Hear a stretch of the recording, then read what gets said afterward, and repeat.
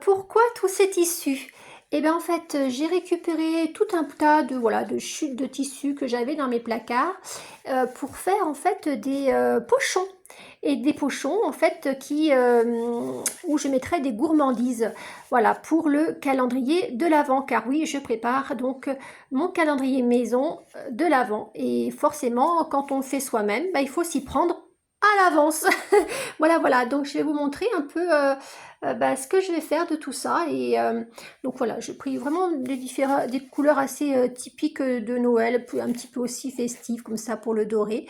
Et puis, bah, il n'y a plus qu'à, hein. Si vous n'avez aucune notion en couture, le pochon, c'est vraiment quelque chose de très facile à réaliser. Vous trouverez sur Internet des tutos, voilà, très simples. Par contre, bon, là, comme vous voyez, moi, j'ai des tissus satinés. Si vous débutez, évitez le tissu satiné qui est un petit peu plus difficile à travailler. Prenez plutôt des tissus en coton, voilà, qui seront beaucoup plus simples, voilà, pour faire le pochon. Il faut savoir que bon, si le pochon peut se faire avec une machine à coudre, on peut aussi très bien le coudre à la main. Donc ça prendra un petit peu plus de temps, mais c'est tout à fait réalisable, d'où l'importance de commencer justement en septembre, voilà, pour avoir tout le temps de le faire sans se presser. Ça doit rester évidemment un plaisir, et vous en plus vous aurez une grande satisfaction d'avoir créé quelque chose de vous-même, sans compter que les pochons, en fonction de la taille que vous choisirez, vous pourrez aussi les réutiliser pour y mettre des petites surprises, pourquoi pas y mettre des cadeaux aussi pour votre entourage. J'ai pris une chute de coton, donc j'ai fait mon traçage. Donc là j'ai choisi de faire 35 comme ça de long sur 13 de large. Pas besoin de matériel, hein.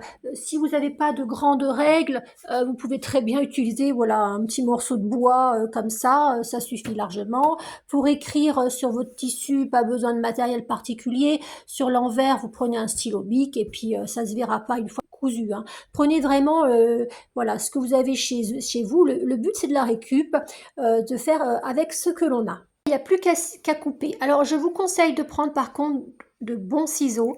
Là, c'est simplement un ciseau qui était à mon fils il y a quelques années, un truc scolaire, hein. Je ne sais même plus quelle marque c'était, à vrai dire, je ne vois plus. Enfin, c'était certainement, me connaissant, une marque de distribution, hein, en grande surface, mais il coupe super bien, donc c'est génial. Parce que si vous n'avez pas de ciseaux qui coupent, clairement, vous allez vous énerver. Donc, pour les marquages des plis, donc vous faites 1,5 cm de chaque côté le plus long, et sur l'autre côté, les deux petits côtés, vous faites 0,5 et 2,5. Et ensuite, vous les marquez donc au fer. N'hésitez pas à repasser aussi sur l'envers. Vous voyez, là, vous tournez tout simplement, hop, comme ça. Et voilà, vous marquez un petit peu plus les plis. Voilà, donc ça c'est fait. Maintenant, on va passer à la machine à coudre. On va faire une ligne, voilà, le plus près du bord, comme ça, sur toute la largeur, hein, du tissu.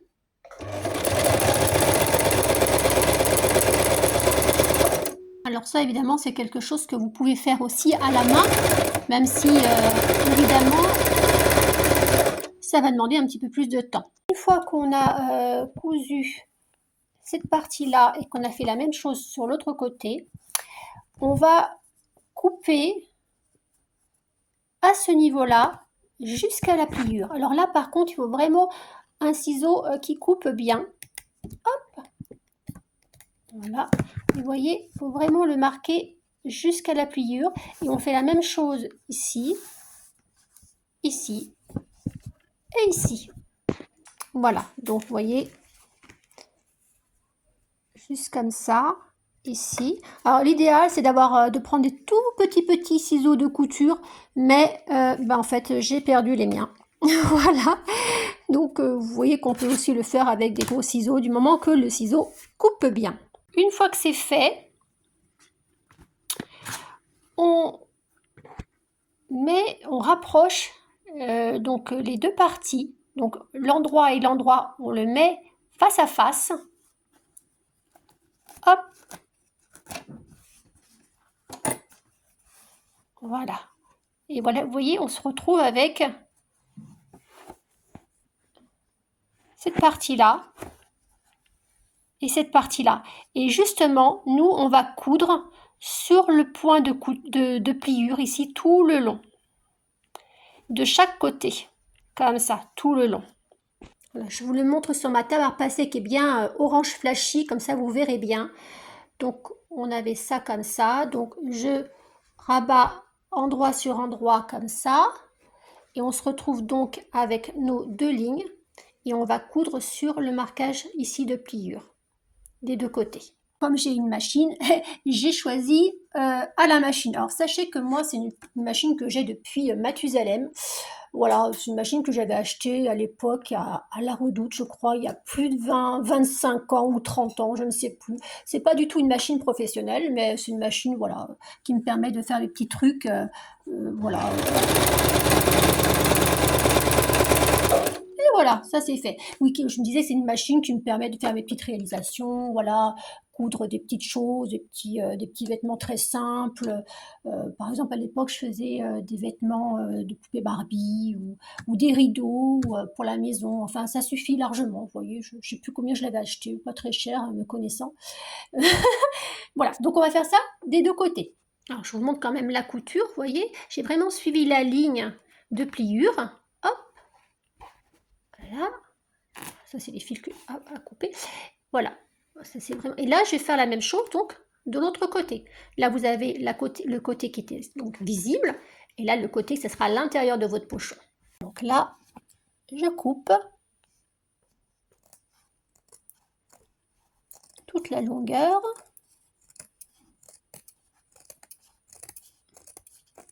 Voilà. Et là, à ce niveau-là, je vais faire comme un petit... Je ne sais pas si vous l'avez vu. Voilà.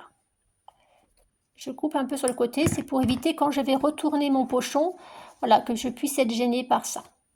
Et je vais faire la même chose de ce côté-là. C'est pareil, je vais couper. Sinon après, c'est quand vous allez retourner votre pochon, si vous laissez le surplus de tissu, ça va être gênant. Voilà, voilà. Donc là, j'ai coupé. Et cette partie-là, donc la partie du haut, ici, cette partie-là, vous coupez en biais. Comme ça. Voilà.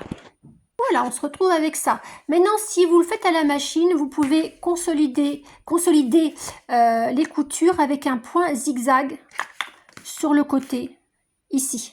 Si vous n'avez pas de machine à coudre, et bien en fait, vous n'avez plus qu'à retourner le pochon. Comme j'ai une machine, ben moi je vais faire donc le point zigzag.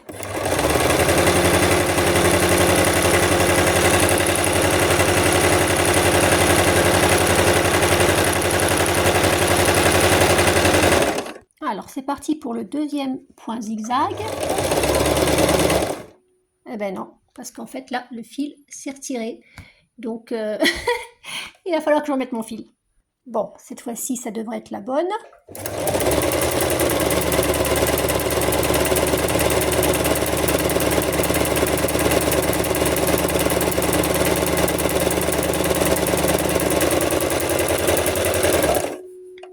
Donc moi j'ai fait mon point zigzag à la machine des deux côtés.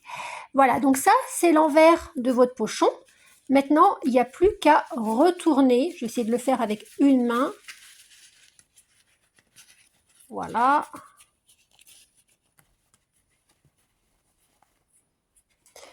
Voilà, voilà.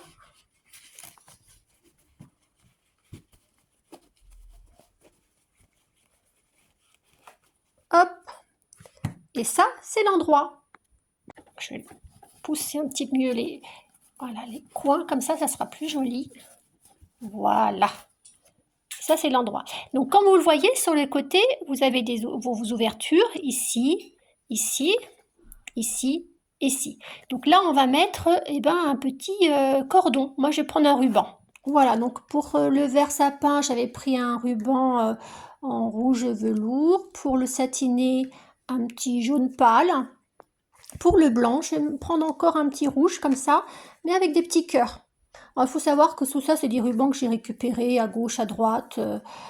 Voilà, on peut aussi en acheter vraiment des pas chers, donc, mais bon, le mieux, c'est de la récupération, hein. Pour introduire votre ruban dans votre pochon, là, sur l'ouverture, le mieux, c'est de prendre une épingle à nourrice.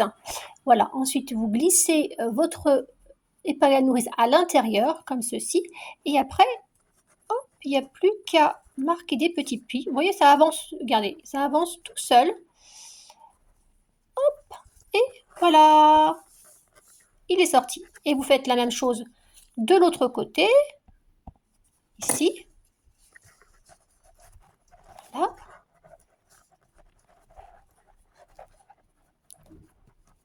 Et voilà le ruban. Il ne reste plus qu'à faire un petit nœud. Voilà. Et maintenant, on va faire la même chose de façon à ce que le bout qui sorte de ce côté-là. Pour ce faire, on va commencer par le côté opposé, c'est-à-dire de ce côté-là. Voilà, même principe, on fait avancer notre épingle à nourrice. Et là, voilà. On l'introduit de l'autre côté. Hop. Comme ceci.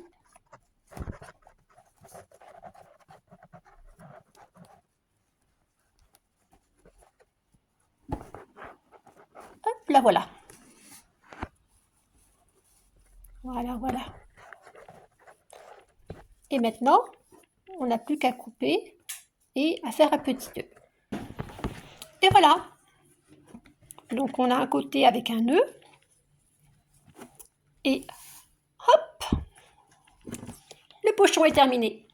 Je vais réaliser donc comme ça 25 pochons avec des tailles plus ou moins différentes, puisque là je vais mettre dedans des gourmandises de Génération Souvenir, hein. C'est un site où en fait on peut trouver des gourmandises de notre enfance. Donc du coup, en fonction des gourmandises que je vais mettre dedans, voilà, il y a des pochons plus petits, plus grands. Donc là il est tout petit, celui-là il est moyen, celui-là un petit peu plus grand. Et bon voilà, je vais en faire 25 comme ça. Donc pour l'étiquette, je ne vous ai pas parlé de l'étiquette. Ah oui, quand même. Alors ça, c'est une étiquette que j'ai faite moi-même, en fait, hein. C'est simple, hein. Il suffit de... Pareil, hein, c'est de la récup. Donc vous, avec par exemple les boîtes de semoule, les boîtes de céréales, vous retournez, vous avez un joli papier et du coup avec ça, vous pouvez faire des belles étiquettes. Voilà, j'ai opté pour un format rond parce que je trouvais que c'était joli. Comme ça, au centre, je vais pouvoir marquer le chiffre. Soit vous prenez un compas, si vous n'en avez pas, prenez un ustensile. Voilà, là, regardez le bol, c'était parfait pour faire le rond, tout simplement. Et après, avec des crayons de différentes couleurs, voilà, vous mettez vos motifs. Alors les motifs, si vous n'avez pas d'inspiration, vous tapez étiquette cadeau Noël et vous aurez tout un tas, voilà, d'idées graphiques pour vos étiquettes. Et voilà, pour pouvoir. Ça, c'est une activité que vous pourrez en plus faire avec vos enfants. Donc, ça peut être très très sympa aussi de pouvoir décorer les étiquettes ensemble, en famille, pour se faire de jolis souvenirs. Voilà, parce que Noël, c'est avant tout le partage. Voilà, même pour les enfants tout petits, ça permet en plus de développer leur motricité fine, et puis ça développer aussi leur créativité, hein. Ils peuvent choisir eux-mêmes de faire des motifs. Pour les étiquettes, on pourrait aussi aller à la facilité. Vous avez des sites, voilà, qui vendent des étiquettes. Mais je trouve que c'est sympa aussi, ce temps. C'est du temps passé en famille, ensemble, pour la réalisation de pochons surprises. On peut aussi choisir avec des fameux papiers de rouleau toilette. C'est la même chose, on peut aussi en faire des calendriers de l'Avent. En fait, c'est surtout le message de montrer aux enfants qu'on peut faire les choses soi-même. Et c'est surtout aussi le bonheur d'être ensemble. Parce que Noël, c'est pas seulement les cadeaux, c'est aussi toute cette partie d'avant Noël où on prépare Noël et où on fait les choses ensemble. Voilà, donc ce sont des moments aussi privilégiés, c'est de beaux souvenirs aussi à construire avec nos enfants. Peut-être que l'une des questions que vous allez me poser, c'est combien de temps on met pour faire un pochon? Et ben en fait, tout dépend de votre expérience, de votre dextérité. Si vous êtes débutant et qu'en plus vous choisissez un petit peu la complexité avec un tissu pas forcément facile à travailler, vous allez mettre un certain temps, c'est possible que vous mettiez peut-être 1 heure pour réaliser votre pochon. Avec un pochon avec en coton comme ça, si vous avez tout le matériel autour de vous, si vous le faites à la main, là encore c'est assez long à la main, il faut le reconnaître. À la machine ça va être un peu plus rapide, il y a des tutos où on vous dit en 15 minutes le pochon est fait. Ce sont quand même des couturières professionnelles, il faut quand même bien le reconnaître. 15 minutes, ça me paraît un peu sous-estimé comme temps. Dites-vous que, bon, allez, on va dire une demi-heure à 1 heure en fonction de votre dextérité et du tissu que vous allez choisir. Si c'est une activité que vous lancez avec vos enfants, il va falloir aussi les encadrer. Voilà, la couture, voilà, ils peuvent très bien, par exemple, couper le tissu. Évidemment, il faut les encadrer, hein, pas laisser prendre des ciseaux sécurisés. La couture, voilà, vous pouvez montrer des points de couture. Tout dépend des enfants que vous avez, l'âge que vous avez. Sinon, vous faites votre couture vous-même. Par contre, le passage du cordon, ça c'est quelque chose que les enfants peuvent faire. Créer les étiquettes, couper les cercles, c'est des choses que les enfants peuvent faire. Décorer les étiquettes aussi. Donc c'est une activité, si vous voulez, qu'on fait ensemble. On n'est pas là pour regarder sa montre et savoir combien de temps on va passer. Voilà, peut-être que vous avez passé l'après-midi à faire quelques petits pochons ensemble. Voilà, pour vous faire plaisir. Après, vous n'êtes pas obligé de faire les 25 pochons la même journée, ça ne sera pas possible. Vous répartissez ça sur plusieurs jours. Vous-même, dans vos affaires, vous avez des petits pochons que vous avez eu en cadeau lors d'achat, que vous pourrez compléter aussi. Vous voyez, on n'est pas là non plus pour se stresser, pour se dire, oh là là, j'en ai 25 à faire, comment je vais faire? Non, ça reste un plaisir. Donc, vous en faites quelques-uns avec vos enfants ou pour vous-même ou pour offrir, mais voilà, faut pas que ce soit un stress, c'est un plaisir. Après, vous pouvez tout à fait compléter les petits pochons avec des pochons que vous avez eu en cadeau ou autre. Voyez, pour le tissu, si vous n'avez pas de chute de tissu, regardez en brocante. Voilà le résultat final. Donc j'ai présenté mes petits pochons sur une vieille planche en bois que j'avais, que j'ai peint en blanc tout simplement. Ensuite, avec une cordelette que j'ai fixée avec une agrafe à bois. Voilà, j'ai fait trois triangles, voilà, qui s'harmonisent en fonction de la dimension de ma planche. Et puis pour faire des petites décorations, j'ai mis des petits flocons dorés que j'ai collés tout simplement. Voilà, et pour la base, je la symbolise avec 2 petits pochons. Voilà, donc voilà le résultat. Et ensuite, j'ai présenté ça. Bon, en fait, en dessous, c'est une malle que j'ai recouvert avec une nappe dans l'esprit de Noël que j'avais chiné en brocante. Voilà, c'est 100% en récup, hein, clairement. Et je vous avais parlé donc des étiquettes qui sont faites aussi en récup, puisque ce sont des emballages de céréales, en l'occurrence, et sur lequel donc voilà, j'ai mis les chiffres, enfin les nombres, pour le mois de décembre. Donc voilà, voilà. Je vous invite à aller sur le blog, hein, vous aurez en fait toutes les photos des étiquettes, voilà, si ça vous intéresse. Et puis, tout au long du mois, j'ai aussi détourné ce pot qui normalement est fait pour mettre la liste d'envie au Père Noël. Moi, j'ai mis en fait, des petits mots avec des activités à faire tous les jours du mois de décembre en famille. Voilà, voilà. Bon, mais j'espère que ça vous a plu et que vous aussi, vous aurez envie de réaliser donc un calendrier de l'Avent avec que de la récup. Bisous.